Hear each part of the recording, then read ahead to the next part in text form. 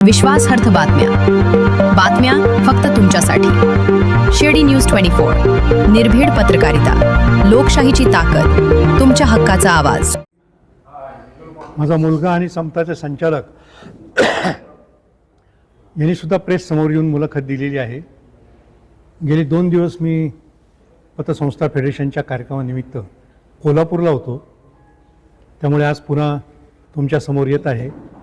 आणि त्याची कारणं अशी आहेत की 2 दिवसात पुन्हा काही विपर्यस्त वृत्त वर्तमानपत्रामध्ये आलेलं आहे की भोंदू खरातचा मी भक्त होतो, भोंदू खरातचा मी एका कार्यक्रमात सत्कार केला, भोंदू खरातच्या मी पाया पडलो। हे स्पष्टपणे मी नाकारतो।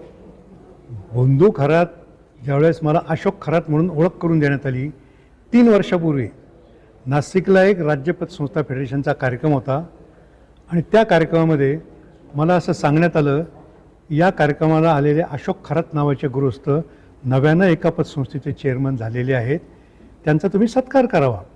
त्याच्यामुळे एक छोटासा बुके देऊन त्या ठिकाणी मी त्यांचा सत्कार केला आणि त्यांच्या पाया जे पडलो असं बोललं जातं। हिंदू संस्कृती आहे, वारकरी संस्कृती आहे, एकमेकांच्या पाया पडण्याची परंपरा आहे, त्याच्यामुळे मी त्यांच्या पाया पडलो असं। पण मी भोंदू अशोक खरात काय कोणत्याही बाबाच्या कधीही कच्छपी लागलेलो नाही, कोणत्याही बाबांवर माझा कधीही विश्वास नाही। माझा विश्वास फक्त माझ्या कामावर आहे। काम काम आणि काम आणि कामातच देव मानणारा मी माणूस आहे। त्याच्यामुळे समता पतसंस्थेची सुद्धा जी 40 वर्षात प्रगती झालेली आहे ती माझ्या कामामुळे, माझ्या आणि आमच्या संचालक मंडळाच्या विश्वासार्हतेमुळे झालेली आहे आणि या विश्वासाला कधी तडा आम्ही जाऊ देणार नाही। मला तर आत्ता तो व्हिडिओ तुमचा पाहिल्यानंतर मला समजलं की मला आठवावं लागलं की या खरातला आपण कधी भेटलो। मग आमच्या नाशिकच्या काही कार्यकर्त्यांना मी विचारलं, त्यावेळेस त्यांनी सांगितलं की अशा कार्यक्रमात ते आले होते आणि आमच्या आग्रहाखातर तुम्ही त्यांचा सत्कार केला होता। एक लक्षात घ्या, माझा ज्योतिषीवर कधी विश्वास नव्हता आणि कधीही नाही। मी जे काही बोललो होतो ती इलेक्शन स्ट्रॅटेजीचा भाग होता। तो आमच्या कार्यकर्त्यांचा उत्साह वाढावा म्हणून ते विधान माझ्याकडून केलं गेलं होतं। माझा ज्योतिषावर अजिबात विश्वास नाही। त्यांना मीच तुम्हाला पत्रकारांना हा प्रश्न विचारेल की असे जुने व्हिडिओ काढून काही पत्रकार व्हायरल करतायत ते त्यांनी टाळलं पाहिजे। जी 40 वर्षात विश्वासार्हता आम्ही मिळवलेली आहे त्या विश्वासाला असा कुठं तडा जाऊ देता कामा नये। मी स्वतः पतसंस्था चळवळीकरता वाहून घेतलेला माणूस आहे। राज्यातल्या पतसंस्था चळवळीला शिस्त लावण्याचं काम मी करतो, त्यांचा आर्थिक स्तर उंचावण्याचं काम मी करतो। माझ्याकडून अशी गोष्ट कदापि होणार नाही। आणि विशेषतः समता पतसंस्थेमध्ये समतानी जे काही लिक्विडिटी बेस्ड प्रोटेक्शन स्कीम तयार केलेली आहे तिच्या अंतर्गत तब्बल 60 लाख रुपयाच्या ठेवी आमच्या सगळ्या ठेवीदारांच्या सुरक्षित आहेत। मीडियाला मी एकच आव्हान करीन, तुम्ही बातम्या नक्की द्या पण विपर्यस्त वृत्त देऊ नका।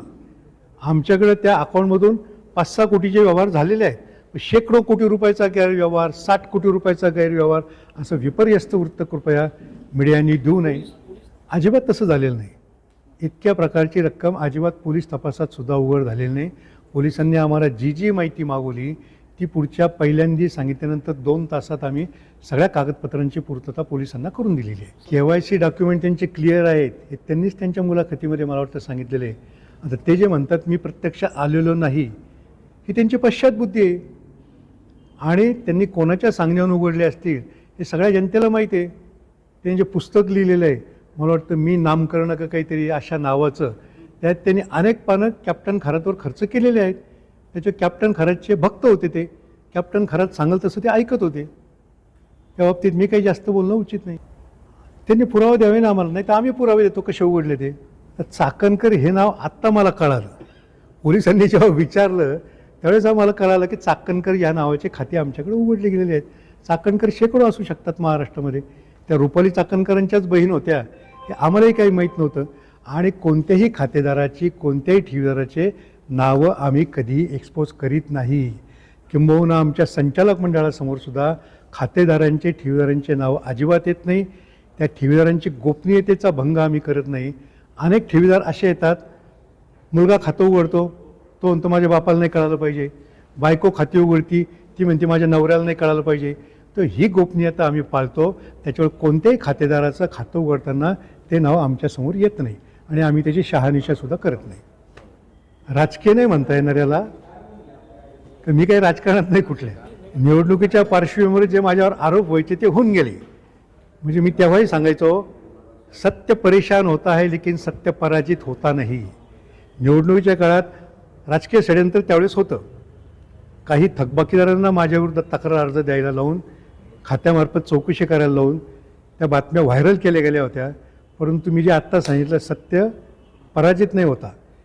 माझ्याविरुद्ध निवडणुकीच्या काळात जे तक्रार करणारे खातेदार आमचे थकबाकीदार होते, त्यांनी त्या सगळ्या तक्रारी आमच्या आता मागे घेतलेल्या आहेत. आमच्यावर दाखल केलेले सगळे गुन्हेसुद्धा मागे घेतलेले आहेत आणि आमची थकबाकीची रक्कमसुद्धा भरण्याची त्यांनी तयारी दाखवली. आता इतर पतसंस्थांचं काय असेल ते मला माहीत नाही. मी माझ्या पतसंस्थेपुरतं बोलू शकतो. ठेवीदारांना मी हेच सांगेल, समतानी गेल्या 40 वर्षात जी काही विश्वासार्हता जपलेली आहे, आमच्या समता लिक्विडिटी बेस्ड प्रोटेक्शन स्कीम अंतर्गत 60 लाख रुपयाच्या आणि 99.74% ठेवीदारांच्या ठेवी पूर्णपणे सुरक्षित आहेत. त्या आम्ही कधीही परत देऊ शकतो. आणि आत्तापर्यंत ज्या ज्या वेळेस आमच्यावर प्रसंग आले, ठेवीदारांनी आम्हाला पूर्ण सहकार्य केलेलं आहे, पूर्ण विश्वास आमच्यावर दाखवलेला आहे. आजही मी सगळ्या शाखांचा आढावा घेतो आहे. कुठल्याही ठिकाणी, कुठल्याही शाखेत ठेवीदारांची रांग अजिबात लागलेली नाही. ठेवीदार अतिशय समाधानी आहेत. ठेवीदार अतिशय आमचे आनंदी आहेत आणि हाच विश्वास त्यांनी आमच्यावर कायम ठेवावा, अशी आपल्या माध्यमातून माझी सर्वांना विनंती आहे.